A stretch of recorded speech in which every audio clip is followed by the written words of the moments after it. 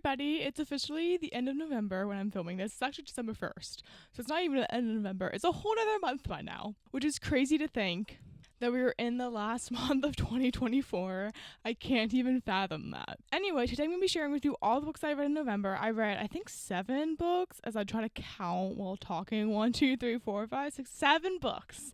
I was right. So I'm going to be going over all the books I read with you and giving you my thoughts and opinions, and it's pretty self-explanatory. Let's just get into it. The first book I read in the month of November was Mary by Nat Cassidy. This is a horror novel. I was actually reading this for a vlog, and then I ended up never doing the vlog. Like, I never finished it. So this was going to be like a reading the spookiest books on my TBR type vlog for October, but obviously since I finished this in November, it just did not get done in time. Essentially, this book follows our main character, Mary, who's this middle-aged woman who's going through menopause. She has never felt like special or anything in her life. And she's actually really struggling. She works at a bookstore and then she gets fired, and she's in New York, but then she doesn't really know what to do, and her aunt, who she used to live with when she was younger, contacts her and asks her to come take care of her for a little while her cousin is away. So she goes back to her hometown to take care of her aunt, and while she's there, she starts to, first of all, get some flashbacks to when she was younger and her very difficult, weird childhood. And she also comes to terms with the fact that the people living in her hometown are very odd and kind of culty. And I feel like that's all I can really say. I do feel like it's better to go into this one without knowing too much, just because, like, all I knew going into it was that it was supposed to be scary and that it had something to do with cults, and that it followed a middle-aged woman. So I do think kind of going into this blind is a good idea, so that's all I'm going to share. I ended up giving this book 2.5 stars. Ooh. I'm honestly not really sure why this didn't work for me. It just took me a long time to get through it. And I feel like there are elements there that I should have liked more than I did. Like, I liked that it was following a middle-aged woman. I liked that she was going through, like, menopause or, like, pre-menopause. I'm still not exactly sure because I don't know much about menopause, which I probably should know more about. But that's another tangent. I also liked some of the themes it touched upon. Like, I liked the discussion around, like, religion and the discussion around feminism, especially when it pertains to older women being kind of, like, cast aside. But ultimately, it just didn't work for me. I just feel like it was way too long and trying to do way too much in too short of a book. Well, not too short of a book, because I just said it was too long. So that's not exactly what I mean. I just meant, like, it was trying to jam too many themes and stuff into one book. And I really think it just made it kind of messy. So this was not for me, but I do understand why other people really like it. Sadly, I'm just not in that camp. So yes, I gave this 2.5 stars. The next book I picked up was The Only One Left by Riley Sager. This book follows essentially like an old woman who, when she was younger, she was accused of killing her whole family. Because one night her whole family died except for her. So everyone in town thinks that she killed everyone. So she's kind of like this infamous person in this town. And it mainly follows a caregiver who is tasked with, like, taking care of her. The old woman's name is Lenora, which I really love because that's the name of one of my grandmothers. And I've always thought it was such a beautiful name. So I love that it's getting some recognition, even though it's by a creepy old lady. But the caregiver also has some dark elements to her past as well, which you find out slowly as the book unfurls, so I'm not going to share that with you. This shit was bananas. I ended up giving it 4 stars. This was my first ever Riley Sager book. And so first of all, I'm not a big thriller reader. So this was like a big thriller for me to be reading, or like a notable thriller for me to be reading, because I've never read anything by Riley Sager. I know he's like the king of thrillers and everyone reads him and loves him. So I decided to pick this up one day in a bookstore because I'm kind of like feeling in the mood for thrillers, which is crazy because I just never usually am. But I decided to give this a shot and I ended up really enjoying it. I gave it 4 stars. I already said that. I gave it 4 stars. I'm a mess. I was actually really surprised by how much I liked this. I felt like it kept me on the edge of my seat the whole time. And it was just really fun, like, trying to figure out what the hell was going on, because you really couldn't tell for so much of the book. I mean, I did end up predicting some of the stuff that happened, but I feel like it's kind of impossible to predict every little plot twist. And even though I did predict some of the twists, it didn't make them any less satisfying when they happened. Like, I still was having a lot of fun with it. And all in all, I'm just excited to read more by Riley Sager because I think I'm going to really enjoy his other books. At the same time, though, this was the premise, what's it called? Not the premise. Maybe the premise. The premise of this book is the one that most appealed to me out of all of his books. So I'm hoping this isn't just like a one-time fluke, and I'm hoping I really enjoy him as an author. But we will see once I read more. After that, I went in a total different direction. I picked up Giovanni's Room by James Baldwin. I have this super small edition. I don't know if you can tell like how abnormally small it is on video, not compared to like other books right up against it. I found out that this is like I wanted the Penguin Modern Classic Edition, and I ordered it from Amazon, which first of all you should never do, because of why buy from Amazon? Like, I'm ashamed. But it turns out that this is for sale in the Indian subcontinent only, so I have no idea how it came into my hands, but that's why it's oddly small. Anyway, on to the more important stuff, and not just my tangents about things I've noticed in life. This book essentially follows a man named David, who's a young American in the 1950s living in Paris. And at the beginning of the novel, he's seeing this woman and he proposes to her, but she says that she needs time to think about it. So she goes off to Spain while he's still living in Paris. And then he meets a man named Giovanni. And very quickly, these two men are drawn into an affair. And this is just hurtful. It hurts. The first line of my Goodreads review is, "Fuck, this hurts." In fact, one reviewer on Goodreads described this book as a gut punch, and I think that is totally accurate. It just like, you're reading it and it has the most beautiful writing, and every now and then you just need to take a second and really appreciate a line. Like, I don't underline in books very often, but I underlined in this book because I just... like, the way that James Baldwin has with words is just, like, undescribable. Like, I can't even put it into words myself. But it's a beautifully written book. But it hurts so bad because David is just not accepting of himself. And I feel like it's more complicated than that, but that is a major part of the book. And he loves Giovanni, but he doesn't want to love Giovanni. And he, like, doesn't think, oh, God... I could just rant about this book and say nothing important for a while, so I'm trying to stop myself. This was my first work of fiction by Baldwin, and it honestly just blew me away. I would highly, highly, highly recommend this. I gave it 4 stars, but honestly, as I am longer away from, like, having read this, it just grows in my mind, like, my esteem of it. So I feel like it's honestly closer to a 4.5 or 5 star. I'll just have to think on that a little bit more. But I need to read everything James Baldwin has ever written. Every single time, I've read 2 of his books, one nonfiction, this was my first fiction. Every time I finished one, I'm just like, I have to read everything he's ever written. Like, that's my response. And that's a great response to reading an author. I think that's a perfect response, actually.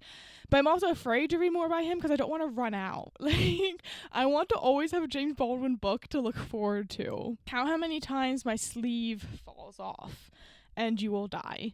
No, not count. I meant take a drink. Oh, God. Take a drink how many times my sleeves falls down and you'll die. So don't do that. I'm just babbling. I'm just like, I get on here and like I set up my camera and the microphone I hold. I don't know why I said it like that. And all of a sudden, I'm just saying those like obtuse, stupid things in the world. And that's my channel. So I hope you're enjoying it. After that, I finished my first nonfiction of the month.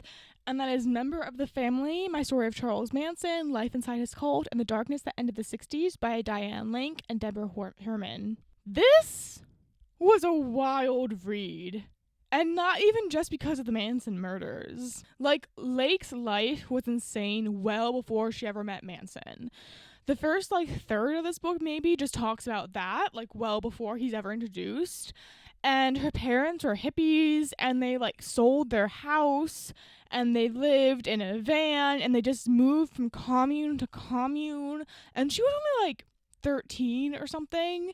And then her parents signed this paper, like, basically emancipating her, which didn't really have a legal effect that way, but that's, like, what they intended it to do. And then she just, like, left her parents and went commune hopping with other people before she even found Manson. And it's just so far away from the safety of my childhood that it was just crazy to read about. Like, I can't imagine having parents like that and growing up like that. And it also is just a deeply sad story because she was placed in so many unsafe and risky situations at the same time. She was 13, being preyed upon by much older grown men, and that's like a reoccurring theme of her life before she ever met Manson. So it's kind of like makes it easy to see how she fell for him and for his charms. I hate saying the word charms when connected with a man like Manson, but I think you know what I mean. Oh, and then her parents also like gave her LSD when she was like 13 as well. Like, not only were they like smoking weed together, but they gave her LSD and like pushed her to take it and to have her first trip with them. Like, I just can't imagine. My parents were very uptight. I love my parents dearly, but they would never, ever give me LSD, which I suppose is a really good thing, to be honest. I appreciate that about them. Yeah, as I said, though, very sad about the risky situations, and also just sad because, like, it's a girl with an unstable home life who's just desperately seeking a place to belong, which again goes into how she fell into like Manson. But I also just found the story of her upbringing to be like kind of morbidly fascinating. Like, obviously not the bad stuff that happened to her. I don't find that fascinating at all. I want to make that very clear. And I do want to say trigger warning for like sexual assault and rape, because again, she was too young to be consenting. But just the way that she grew up and all the craziness apart from that stuff, I just found fascinating. Like, I've heard of hippies all my life, but I don't think I've ever really understood them until I read this book. And then somehow Charles Manson gets introduced, and it gets even crazier. Like, okay, I knew vaguely about Manson and the Manson girls and like what they did.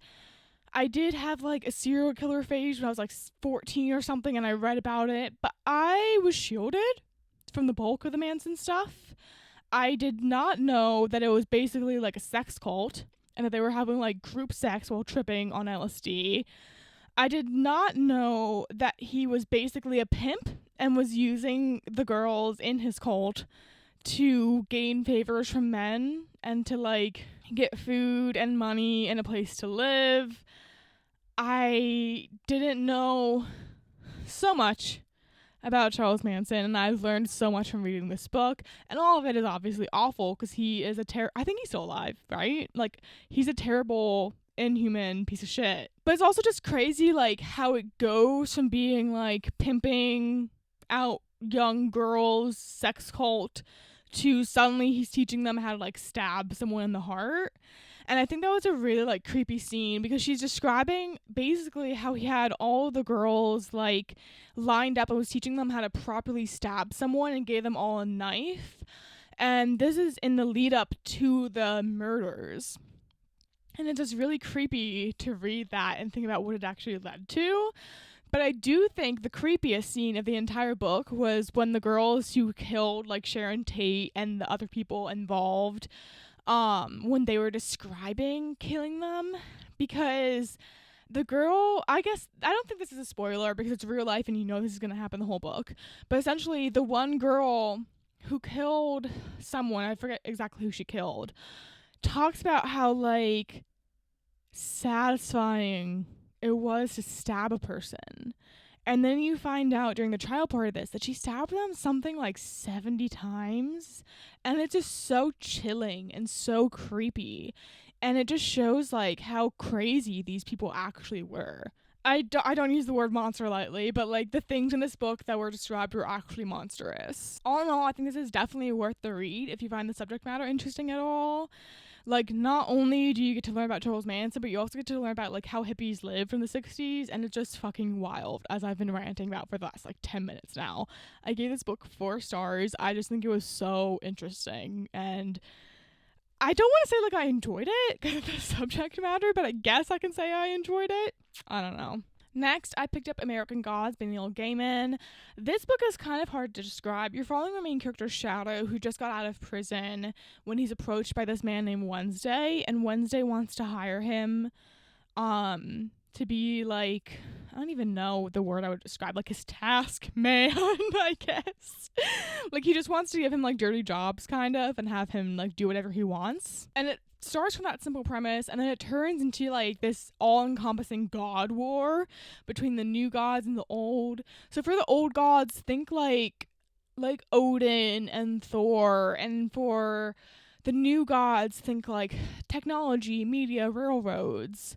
So it's essentially like an all-encompassing battle between these forces. And I gave this book 2 stars. It was not like a new favorite of mine, to say the least.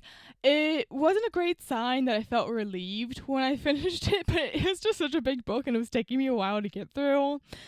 I don't want to say that this is a bad book because I don't think that it is, but I just think that it deeply was not for me personally. When I think about it, I like the idea behind the book. Like, I like the idea about a war between new gods and old. I think that's really cool. And I think it's cool the idea, like, these gods have manifestations, like they walk among us and they're kind of like playing with us. I did find the personification of the new gods to be kind of cheesy. Like, I'm not even sure what all of them were trying to portray, but like the idea that the new gods are like in these flashy limos and like have cell phones. I don't know. I guess like this is an early 2000s book, so it's kind of an early 2000s take on technology. Like, it's just kind of cheesy. But regardless, new gods versus old is a cool idea. But just like the book was so boring. Like, I just got so tired of reading about coin tricks. The main character Shadow does coin tricks, and like Gaiman describes each coin trick in painful detail. And I just started like skipping past it at some point because I just couldn't take it anymore. I also found personally that I thought there were a lot of plot holes. There's a scene like 3/4 into the book. I'm not gonna spoil anything, but essentially like these two opposing forces meet in the middle of America, and it's supposed to be a place where like they can't attack each other, so like they're both safe, and it's kind of like a truce for the time being. And like I get that they can't harm each other in this area, but it just seems like a massive plot hole that they couldn't just like follow each other out of the area and then kill each other. Like, it just seems silly. I also found the climax of the novel to just be very disappointing. Like, Shadow addresses these gods at the moment of like the climax, like when the battle's about to start, and it was just so uneventful, like so anticlimactic, and his speech just felt so lame, and his character as a whole just felt lame. I think Gaiman did some cool stuff here and had some cool ideas, but I did not like the execution. And I don't think he pulled it off in a way that I personally appreciated, which sounds a little harsh, but that's how I feel. I give it 2 stars. Not a new favorite. Wouldn't really recommend, but I also do see why people really like it, so maybe recommend if it sounds interesting to you. Maybe give it a shot. I don't know. Then after that, I picked up The Housemaid by Freida McFadden. This one I was a little nervous about going into because I've heard a lot of people talk some shit about Freida McFadden, to be honest. Essentially, you're following this young girl who just got out of prison. You don't really know what she was in prison for. And she snagged a job working as a housemaid for this super rich family. But when she starts working there, things start to get odd. And particularly the mother, the woman who hired her, is very odd. She's very, like, going back and forth about stuff. She'll, like, scream at her for something that she didn't do. She says one thing but means another. Or she'll say one thing and then say that she never said that. It's, like, very confusing. And then through it all, the husband is, like, weirdly sane and attractive. So you're kind of trying to figure out what the hell is going on. Personally, I thought this book was good fun. I gave it 3 stars. Like, is it a literary masterpiece? No. Was the writing skillful? No. I think it was very juvenile. I read like a YA book, kind of. Just very, like, talentless writing, to be honest. Oops, sorry, I'm not trying to piss anyone off. I just how it felt to me. But at the same time, it was compulsively readable, and I had such a fun time with it. Like, I don't think this should win any awards, to be honest. Like, I don't even think you should read the Goodreads Choice Award, because I don't think it's worthy of that. Ooh, I feel harsh. I'm not trying to be harsh. I'm just trying to say, like, I don't think this is objectively a good book, but I had a lot of fun with it. It's kind of like a guilty pleasure read. The book is just very fast-paced, and it's constantly leaving you, like, wondering what's happening, and you're constantly trying to figure out what's going on with all the different twists and turns. That's it. I did pretty much figure out what the big twist was, like, fairly soon into the book, but it was still fun when I found out. And there were parts of it that I hadn't fully guessed, that it was, like, satisfying to figure out what actually was going on. And I will also say that the ending was very convenient, but I can get over it. It didn't really bother me that much. So I think all in all, 3 stars. I liked it. I can't say I didn't, but not a masterpiece. And I get why people don't like the author, and I get why people like the author. I'm in the middle. I think it's just fun. And then the very last book that I read in November, which I actually finished on the last day of November, was Angela Y. Davis's Freedom is a Constant Struggle, Ferguson, Palestine, and the Foundations of a Movement, with a foreword by Cornel West. I thought I said his name wrong for a second, but I didn't. So essentially the main thesis of this book is just like how every struggle is interconnected in some way. Like the BLM protests in Ferguson are connected to the oppression and apartheid in Palestine, which is connected to feminism, which is connected to American imperialism, which is it's all just like one big thing. Like every struggle has this common nexus. Maybe not like a nexus, but every struggle is just interconnected in some way. And everything plays into each other. I gave this one 3.5 stars. I actually really enjoyed the main thesis, which I just described.